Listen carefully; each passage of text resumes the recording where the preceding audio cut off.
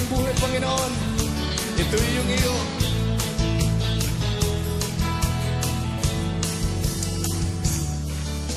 Ako ay narito ngayon, naghihintay.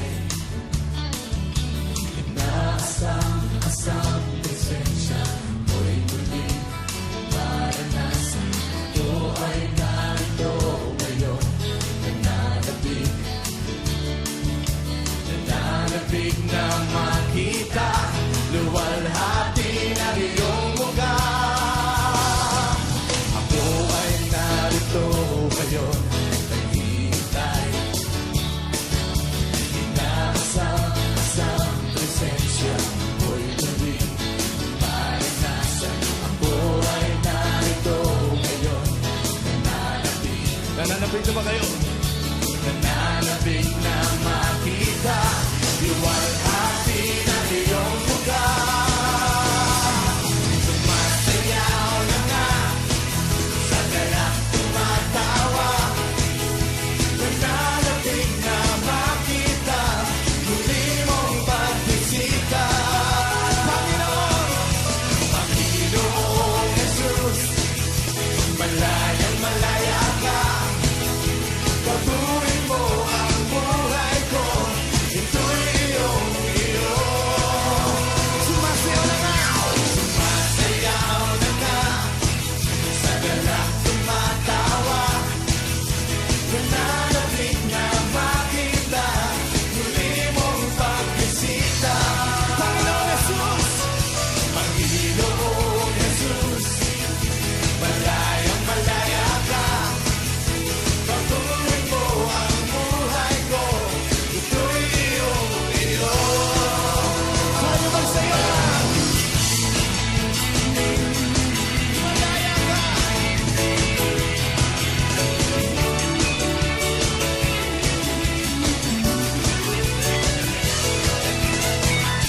Pinupuri ka namin, Lord.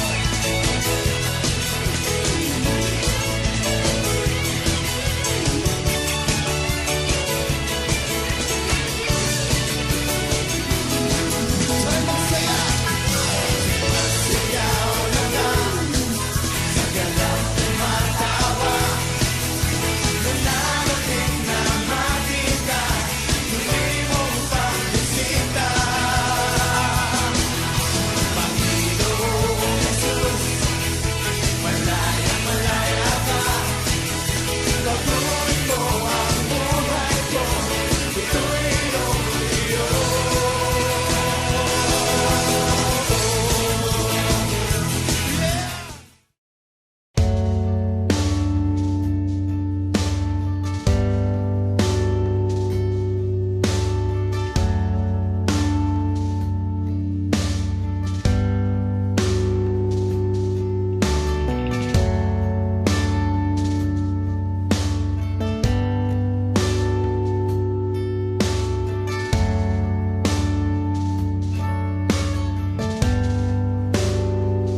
I need you more than yesterday. I need you more than words can say. I need you more than ever before. I need you, Lord. I need you, Lord. More than the air I breathe, more than the song I sing, more than the next heartbeat, more than anything. And Lord, as time goes by, I'll be by your side. 'Cause I never want to go back to my old life. I need you more than yesterday. I need you more than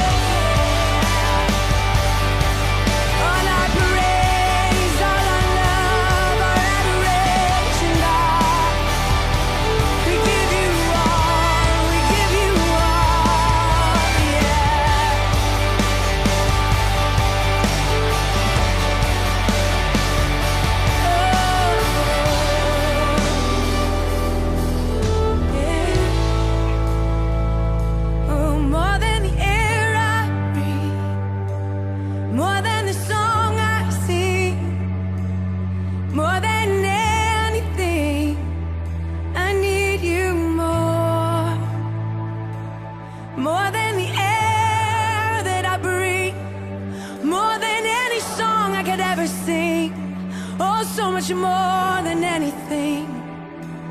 I need you more. Oh, I'm so hungry for more of your presence, God. I don't wanna stay where I've been. I don't wanna camp out and just stay in one place, God. I wanna run deeper into your presence, God. 'Cause I'm hungry for so much more of you. My heart always follows you.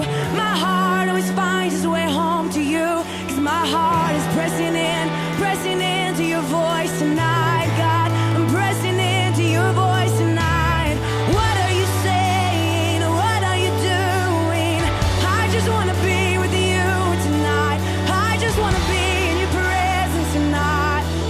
Oh Lord Jesus, I need you more. There's so much more than anything, so much more than everything. You're all I want, you're all I want. Tell him tonight, tell him tonight. Sing out your words tonight, your song, and say, you're all that I want, God. You're all that I want, God. You're all that I want, God. I need you more than the air I breathe, more than the songs I sing, more than anything. I need you more than the air I breathe, more than the songs I sing, more than anything. I need you more than the air I breathe, more than the songs I sing, more than anything. I need you more than the air I breathe.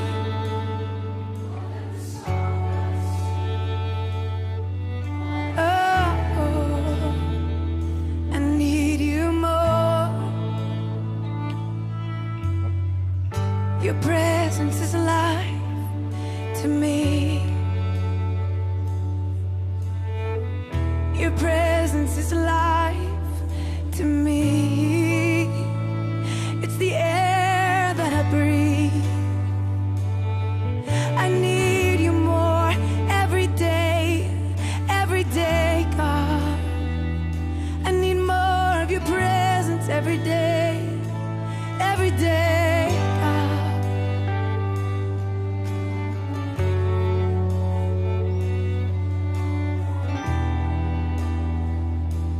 I need you more than the air I breathe, more than the song I sing, more than anything. I need you more.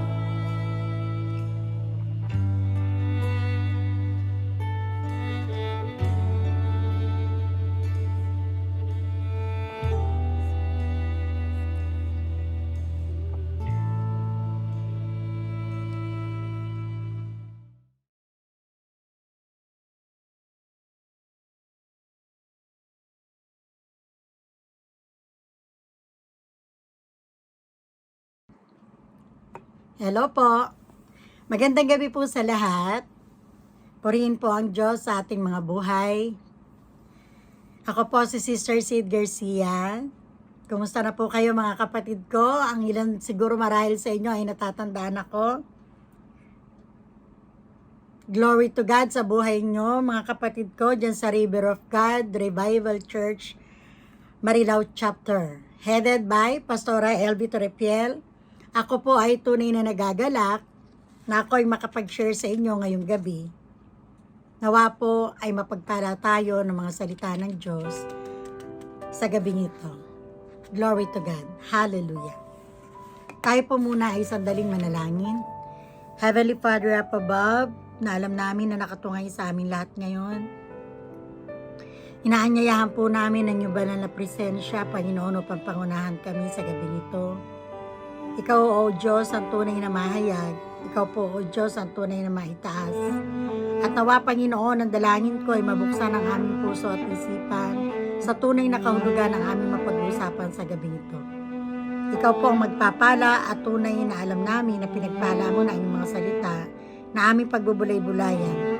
Sa pangalan po ng iyong anak na si Jesus, Amen, Amen. Glory to God. Hallelujah. Ang saya-saya ko, no? Nais ko po munang magpasalamat sa Panginoon sa patuloy na biyaya ng kapayapaan.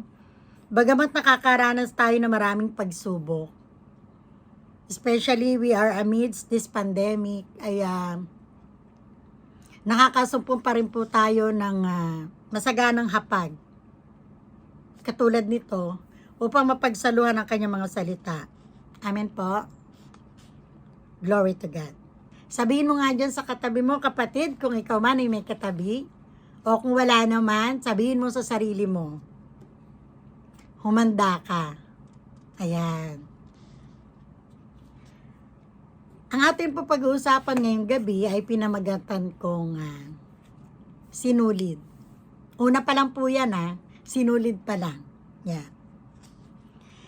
Meron ako isang kwento tungkol sa gagamba sa isang lumang kamalig. Paganahin po natin ating imagination. Isang gagamba po na magmula doon sa isang solong strand or sinulid, magmula doon sa rafter or doon sa bubong, marahil ay sa may pamakuan ng isang lumang kamalig, ay naglambitin sa isang solong hibla mula sa pamakuan nga doon. Sa kamalig na ito, nagsimulang humabi o gumawa ng sapot yung gagamba. Nagdaan ng araw, siguro mga 1 linggo, 2 linggo, hindi ko po alam dahil hindi pa ako nagiging gagamba. Dumaan ang buwan at talaga namang nakapaghabi siya ng isang magandang sapot. Ang mga gagamba po kasi, ginagamit nila yung kanilang silk or yung kanilang sutla para makagawa ng sapot o iba pang structures para maging malagkit na lambat. Kaya kung mapapansin po ninyo, kung tayo makakakita ng sapot, nakakapagtaka, no? Minsan pag makakakita ka ng sapot ng gagamba na, paano nangyayari yun? Nakakapaglambitin dun yung gagamba. Parang ang kitid-kitid lang na sinulid na yun, di po ba? Yan. Yun ay ginagamit nila para makahuli ng mga insekto. Gaya po ng langaw, ng lamok, o kung ano pa man na maliliit na insekto para po kanilang makain. Ginagamit din nila ito upang maging cocoon. Kung alam niyo po yung caterpillar, di ba, bago siya maging paru-paro, siya po ay nakatago din doon sa isang cocoon or pugad, di po ba? So sila rin po ay ganon, ginagamit nila ito upang maproteksyonan nila yung kanilang mga anak. Minsan naman, ay ginagamit nila ito para balutin yung kanilang biktima. Ganun pala yun, no? Kaya, ini-imagine ko nga kaya pala kung minsan may mapapansin ka sa sapot ng gagamba na may nakabalot, tapos kayang-kaya pa rin niyang, nandun lang siya, samantalang yung sapot, di ba? Sometimes, yung sapot ay nakaganyan lang, na ba't hindi siya nalalaglag, ano? Minsan naman ay ginagamit nila ito para makatakas sa mga mandaragit or maninila. Siguro isa na doon sa mga mandaragit, yung mga anak natin, ano? Yung mga lalaki. Ako po ay 4 na lalaki ang anak ko at talaga namang nung araw, nung sila ay nasa mga elementary grades pa lang, lagi ko po silang hinahanap. Dahil kasi kung saan po sila nakakarating sa phase 1, phase 2 ng heritage, phase 3 yata, para lang manghuli ng gagamba. Ayan. So, ayun na nga po, ano? Ang sapot ng gagamba na ito ay lumaki ng maganda. Sabi nga ay beautifully woven, ika nga. Hanggang sa nakaingitan na ito ng ibang mga gagamba doon sa kamalig na yon. Dahil kasi ito pong sapot na ito ay regular na nagbibigay ng pagkain dito sa gagambang ito. Katulad nga nung lamok na yon, lamok, langaw, or any small insects. Yan, na nahuhuli ng sapot na yon. Isang araw, habang namamasyal itong si gagamba, doon sa kanyang magandang sapot, habang siya ay naglalakbay, ay may napansin siyang isang sinulid, no? Isang solong sinulid na papaakyat doon sa kadiliman ng bubong. Kasi 'di ba yung bubong pagka nandito ka, pagtitingin ka doon, lalo't kung luma na yung kamalig, ay madilim yun, ano? So may napansin siya isang solong sinulid doon sa kadiliman ng bubong na yon. Ngayon ang sabi niya, bakit nandito to? Wala naman itong silbi sa akin. Hindi man lang ako mabigyan ito ng hapunan. Sabi niya ganyan. Hindi man lang ito makapagbigay ng kahit anong makakain para sa akin. So ginawa niya, sa abot ng kanyang makakaya na pag-akyat, inakyat niya yun ng kung gaano niya maakyat na mataas yun. At pagdating doon yung satisfied na siguro siya, no? Mataas na to, pwede na to. Pinutol po niya yung sinulid. Na nakalimutan niya siguro or nawala sa kanyang kaisipan, kung maisip man itong gagamba na ito. Kasi magaling siyang humabi, ano? Siguro kahit maliit yung gagamba, malamang meron siyang isip eh. Pinutol niya yon. So, yun nga, ang nangyari ngayon, what happened next is, bumagsak yung sapot niya. Na napakaganda at kasama siyang nalaglag doon sa sahig. Ang sabi ni Apostol Pablo sa Colossians 1:17-19. Sige po, tingnan po natin. Ang sabi niya doon ay dali lamang po. Tingnan po natin. Ano? Sabi niya doon ay siya mismo ay una sa lahat ng mga bagay. Sabi gano'n.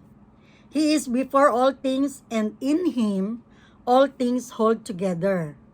Nahahawakang sama-sama sa kanya lahat ng bagay. Siya, ang ulo ng katawan, ang iglesia. Tayo po yung katawan, ano? Tayo yung iglesia. Siya ang pasimula, ang panganay mula sa mga patay. Bakit po siya yung naging panganay mula sa mga patay? Upang siya ay maging pangunahin sa lahat ng mga bagay. Di ba? For God was pleased to have all His fullness. Sapagkat minagaling or minabuti na ang buong kapuspusan ay manirahan sa Kanya or siguro magmula sa Kanya. Yung kanyang kapuspusan, His fullness dwell in Him. Sabing ganon. Tayo po mga kapatid, madalas di natin napapansin, when we try to sever our lives from the sustaining thread of Christ or of our God, everything's fall apart. Bumabagsak po lahat. Kapag yung kaugnayan natin sa Kanya, yung relasyon natin sa Kanya, katulad ng sinulid na ito, ay ating pinuputol or nilalagyan ng tuldok or na pinapagot natin, no? Or tinatapos natin yung sinulid na yan, yung kaugnayan natin sa Panginoon, ang lahat po ng bagay ay nawawala ng halaga. Kapag sinusubukin natin, naputulin ang ugnayan natin sa Diyos, bagsak lahat. Amen po ba dyan? Bagsak po lahat, di po ba? Amidst this pandemic, marami sa atin na instead na bumabad sa salita ng Diyos, instead na palakasin ang pananampalataya, upang makapagpalakas din ng ibang nanghihina, di ba? Makapagpalakas ng ibang mga kapatid, instead na hanapin yung fellowshipping, mga life groups, mga Bible studies online, ay pansariling kasiyahan ang inuuna. Pansariling kasiyahan ang hinahangad. We are not condemning them. Hindi po tayo nangungundina, hindi rin po tayo nagtuturo. Dahil sabi nga, pag ikaw ay nagturo, yung tatlong daliri ay nakaturo sa'yo, no? Ang sinasabi lang po natin dito ay nakakalungkot kung magkaminsan na sa gitna ng pandemic na ito, Napakaraming lumalapit sa Panginoon. Pero marami rin yung mas ginugusto pa yung sarili nilang kaparaanan or sarili nilang kasiyahan. Alam niyo po, sa totoo lang, kapag ka po ganoon ang ating sitwasyon, mabibigo po tayo. Amen. Dahil ang totoo at ang tunay na katotohanan, ang ebanghelyo or ang tinatawag natin na Gospel of our Jesus Christ is the common thread that binds us together. Yun lang po yung nagbubuklod sa atin. Yung sinulid ng Panginoon. Kapag ka po yun ay pinutol natin, wala na. Kung saan-saan na napupunta. Di po ba? Walang direksyon. Samantalang kung tayo ay patuloy na tumutuloy doon sa sinulid ng Panginoong Diyos, sa sinulid ng relasyon natin sa Kanya, nakakaasa po tayo na ang lahat ay maayos. Glory to God. Bakit nga ba tayo may mga ganitong gawain? Pwede namang wala eh. Di po ba? Siguro sabi nung katabi mo, pwede namang wala nga no. Pwede naman po talagang wala. Eh ano nga ba ang talagang kahulugan ng buhay na ito? Eh pandemic na nga eh. Di ba? Sasabihin na iba. O sasabihin ng katabi mo, or sasabihin ng kapitbahay mo, or may maririnig ka. Pandemic na nga, may mga ganyan-ganyan pa. Wala nang pinag-usapan kundi tungkol sa Diyos. Wala nang pinag-usapan kundi ang Biblia na yan. Nakakalungkot po. Pero, purihin po ang Panginoon dahil meron po siyang dahilan bakit po ganon. Hindi po natin sinasabi na ang pandemic na ito, may kinalaman po ang Panginoon. Ako po ay nananampalataya dyan. Pero, hindi po ito ninais ng Diyos. Well, maaaring inaalaw niya to para mabuksan ang ating puso at isipan, ang ating sa kalalagayan nating espiritual.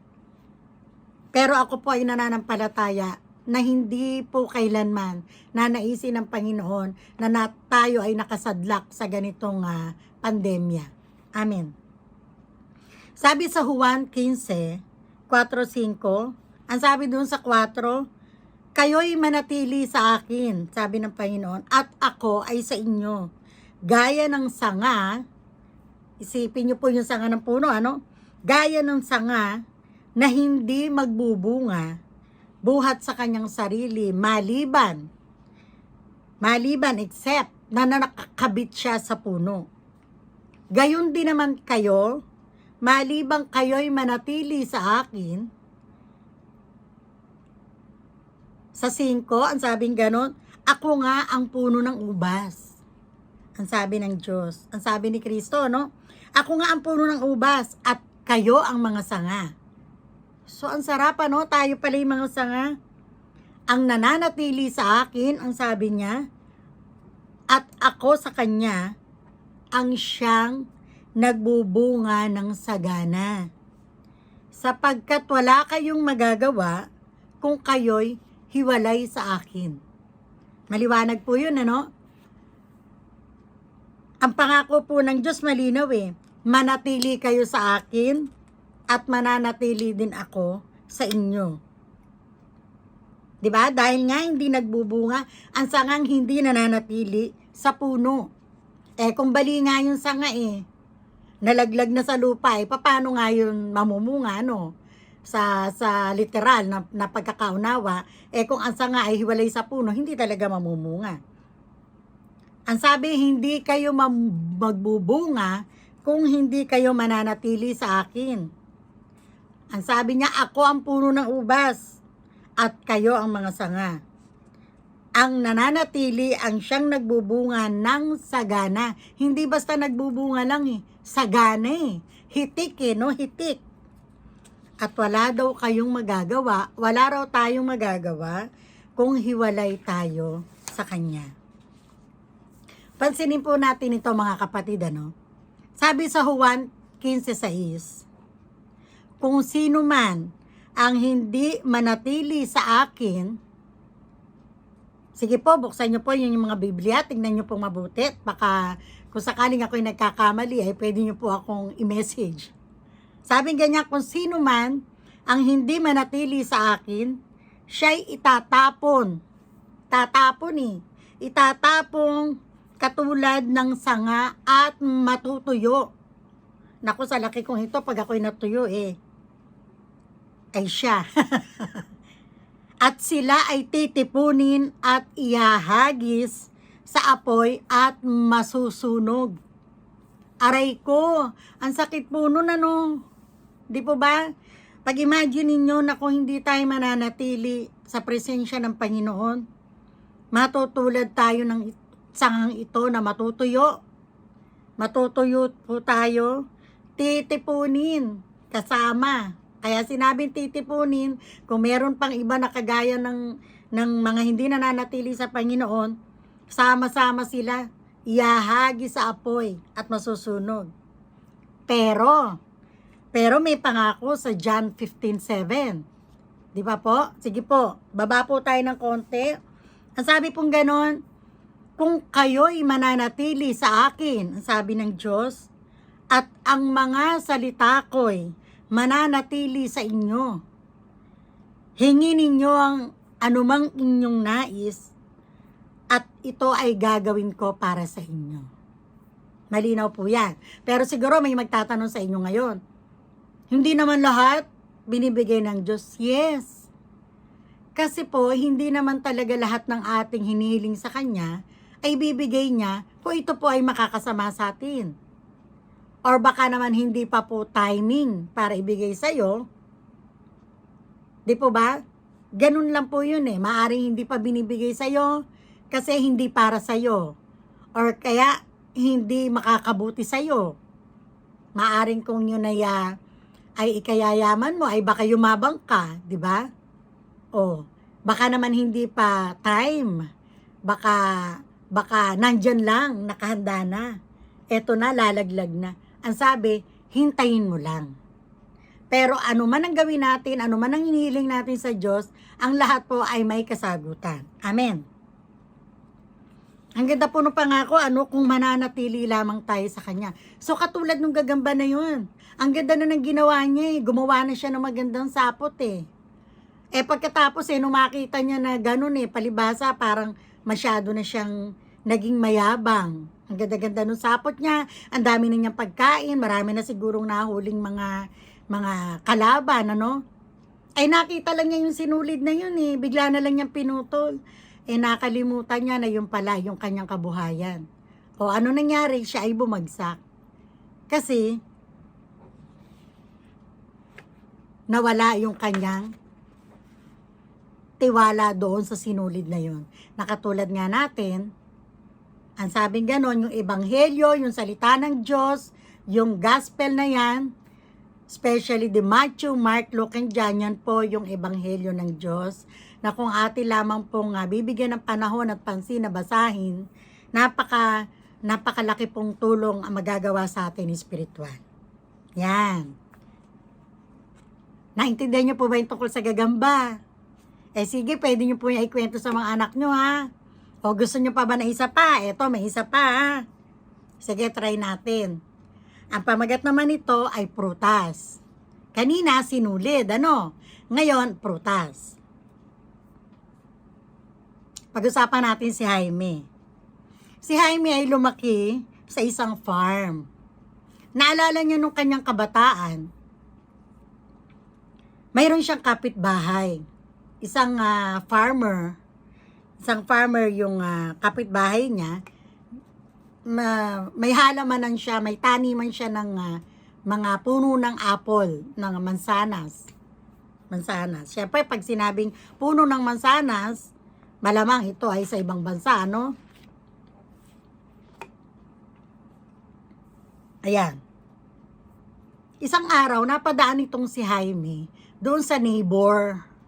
Talagang neighbor, N-E-Y-B-O-R, neighbor.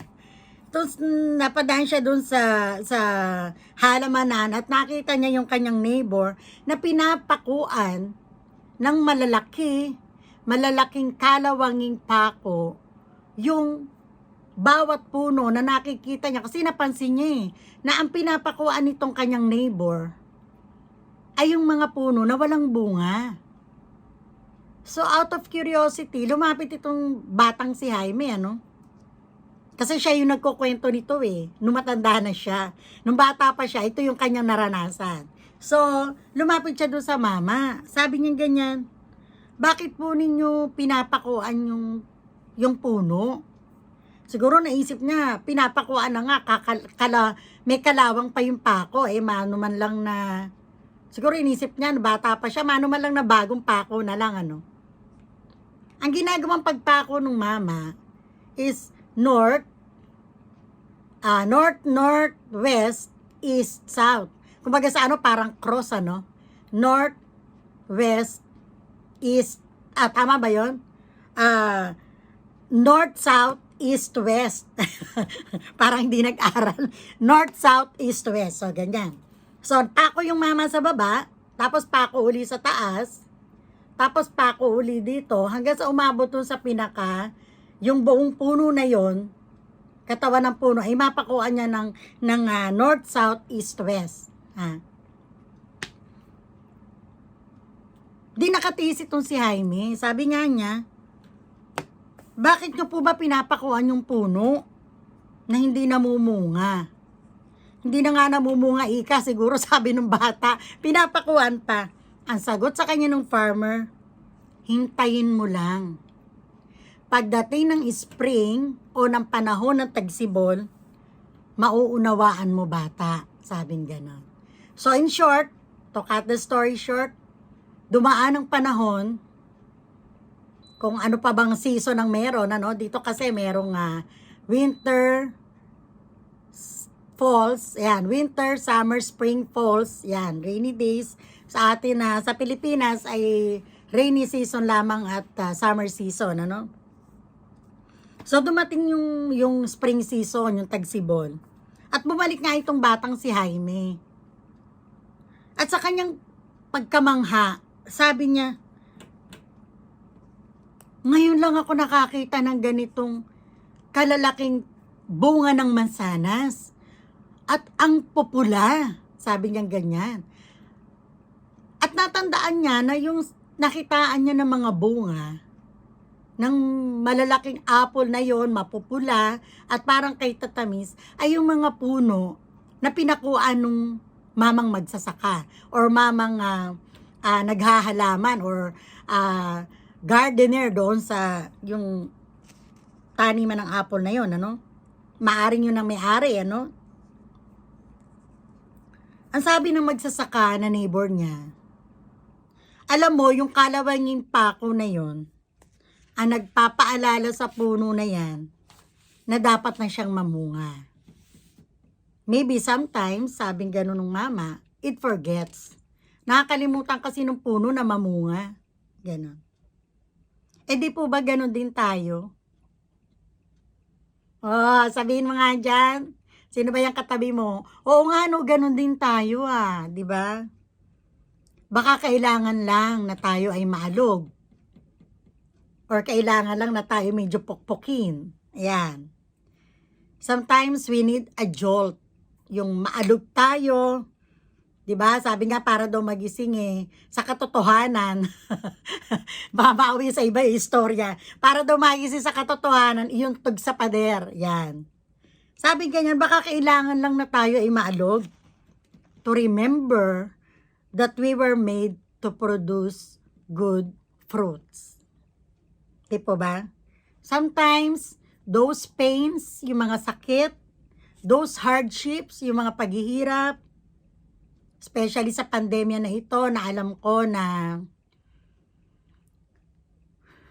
maraming nakakalungkot kasi kami, nandito kami sa lugar ng Japan. May mga takot din, may mga alalahanin. Pero alam ko na kahit papaano, mas convenient pa yung nararanasan namin dito compared dyan sa Pilipinas. At kaya po naman kami ay patuloy na nananalangin sa inyo, mga kapatid. Sabing ganyan, sometimes those pains and hardships is the nail that reminds us. Baka yung mga pagsubok, mga sakit, sakit ng kalooban, mga hirap ng buhay, baka yun lang yung nagpapaalala sa atin. Baka yun lang yung pako na nagpapaalala sa atin na kailangan nating mamunga. 'Di ba? You would be surprised, kapatid, kung makikita mo na marami sa atin namumulaklak at namumunga sa mga lugar o sa mga pagkakataon, sa mga panahon na kung saan may matinding pagsubok sa buhay. Yun po ang masarap Kung kailan may nararanasan, nakabigatan, mga struggles, mga pains, mga hardships, at saka pa namumunga. Di po ba? Ano po ba yung talagang pamumunga ng isang Kristiyano? Yung masasabi mo ba na ikaw ay isang fruitful Christian kung nakakapagdala ka ng maraming kaluluwa sa church? Yes, totoo po yan. At ako po ay isa yan sa mga naging goal ko, lalo na noong mga panahon na tinestify ko nga ito sa inyo.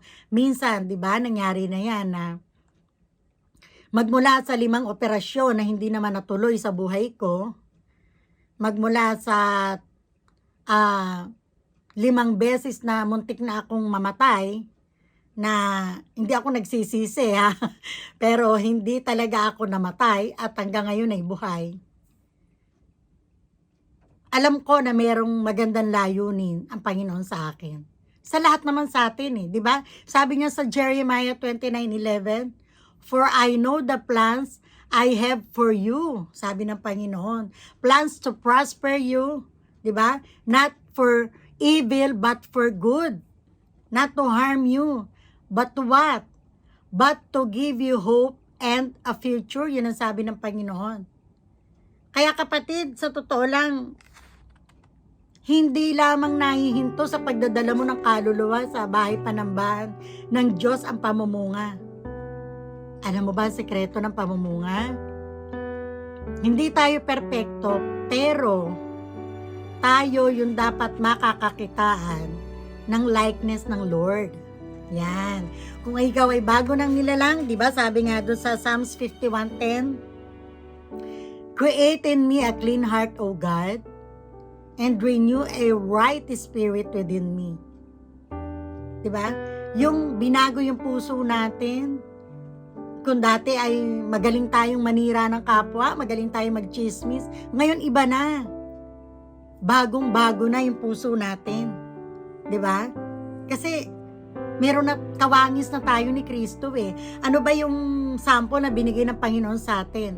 Ano ba yung ehemplo ng Diyos sa atin? Ang good example niya yung humility di ba? Humility ng Lord. Na umabot doon sa pagkapako niya sa krus ng Kalbaryo. Para ano? Para ikaw ay mawala ng kasalanan. Kaya nga tayo, nung tayo ay nakakilala sa Panginoon, alam natin na wala na tayong magagawa doon Inako na ni Kristo ang ating kasalanan. We were redeemed. We have been redeemed from our sins. So, ang magagawa na lamang po natin ay yung tayo po ay makapagdala ng kaluluwa. Tayo po ay makatulong sa mga hindi pa nakakakilala sa Panginoon. Yung tayo po ay maging pagpapala para sa iba na hindi man sa financial matters, hindi man sa mga material things, makikita sa atin yung mai-encourage yung mga tao na, ito, may kakaiba dito sa taong to. Ito yung talagang anak ni Kristo. Hindi po tayo, ang pagiging Kristiyano po ay hindi pagalingan, hindi pagandahan, yan. Hindi pabutihan kasi tayo po ay naging banal lamang dahil sa kabanalan ng Panginoon. Di po ba? Tayo po ay naging mabuti lamang dahil sa kabutihan ng Panginoon because God is good. Pero ang sabing doon, lakaran natin lakaran natin yung pamumuhay ni Kristo, kung paano siya namuhay. Di po ba? Ang sabi ganun sa Proverbs 22:4, true humility, ang totoong kapakumbabaan, and the fear of the Lord, hindi po yung pagkatakot na takot ka lang na baka may gawin ng Diyos sa'yo. Never pong gagawa ng hindi maganda ang ating Panginoong Diyos sa atin. Yung pong fear of the Lord is yung with reverence, yung merong paggalang. Yun po yung sinasabing takot. Yung merong pagsamba, yung merong pagluwalhati sa Kanya. Yun po yung sinasabi. True humility and fear of the Lord bring wealth and honor and life. Ang sarap ano? Magdudulot daw ng kasaganaan, ng karangalan, at ng buhay. So ayan, narinig nyo na po yung kwento ko tungkol sa sinulid, sa sapot ng gagamba yon. Dapat po ang title ko ay sapot ng gagamba, pero parang mas maganda po yung sinulid. Sabi ko nga, yung ebanghelyo, wag nyo po yung kalilimutan. So, take note nyo po yan, yung ebanghelyo or yung gospel na tinatawag natin, yan po yung common thread that binds us together. Okay po? At yun naman pong tungkol sa prutas, wag nyo na pong hintayin na pakuin pa tayo. Baka naman pagka tayo ay napako, matetano tayo niyan. Yan, glory to God. Nawa po sa gabing ito ay nakapulutan natin ng magandang aral sa buhay ang ating napag-aralan. At see you soon mga kapatid. Alam ko po na magkakasama pa rin po tayo one day at kakayakapan ng walang kinakatakutang pandemya. Yun. Maraming salamat po.